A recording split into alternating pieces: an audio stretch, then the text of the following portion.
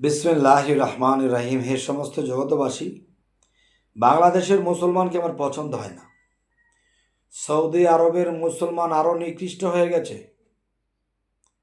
এখন আমার রাষ্ট্রের মানুষকে আমি খারাপ দেখলে খারাপ বলতে পারবো, ভালো বলতে পারবো, কিন্তু অন্য রাষ্ট্রের মানুষকে আমি খারাপ বলার অধিকার কই পেলাম? ঠিক দেখেন, আমাদের মধ্যে যে ইসলাম এসেছে, যেটা আমরা পালন করতেছি, কোরআনকে লক্ষ্য করি, হযরত মুহাম্মদ সাল্লাল্লাহু আলাইহি সাল্লামের সহিহ হাদিসগুলো লক্ষ্য করি, এগুলা দেখে আমরা ইসলামটাকে মানার চেষ্টা করি। এখন আপনি সৌদি আরবের খবর নিয়ে দেখেন, যাদেরকে আপনারা বিধর্মী হিসেবে জানেন, সেই বিধর্মী ধর্মের কালচারটা সৌদি আরবে পরিপূর্ণ হয়ে গেছে। যদি বিশ্বাস না হয়, নিজ চোখে দেখুন এবং তা বুঝুন। এক, দ্বিতীয়ত কি জানেন, যে আমাদের দেশে যারা ইসলাম করে বেশি, তারাই কিন্তু ইসলামটাকে নষ্ট করে।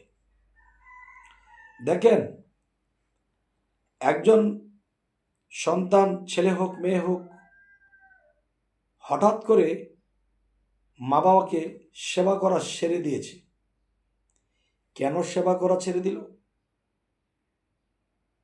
এতদিন আমি এদের পেছনে খেটেছি, আমার এখন খেটে লাভ কি? এদেরকে খেটে আর কি পাবো?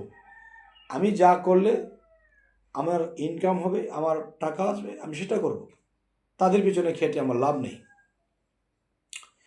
যখনই শুনেছে তার মায়ের নামে এত বিঘা সম্পদ আছে, তার বাবার নামে এমুক বিষয়ে দেখা যায় কয়েক কোটি টাকা জমা আছে, এটা শোনার সাথে সাথে বাবা মাকে সেবা করতে শুরু করেছে। তাহলে আমি যেটা বলতে চাই, হে সমস্ত জগতবাসী, যে আমরা বেহেস্ত যখন শুনেছি, বেহেস্ত দিব আল্লাহ, জাহান্নাম থেকে বাঁচিয়ে দেবে, তখন আমি আল্লাহর ইবাদত করতে শুরু করছি।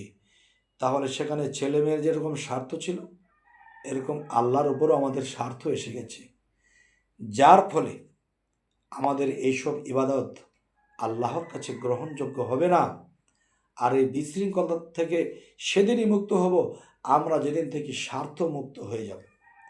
যাই হোক, এই সমস্ত জগতবাসী, এইটুকুই বললাম। ফলো দিয়ে রাখবেন, পরবর্তীতে যেন ভালো আলোচনা দিতে পারি। আল্লাহ হাফিজ।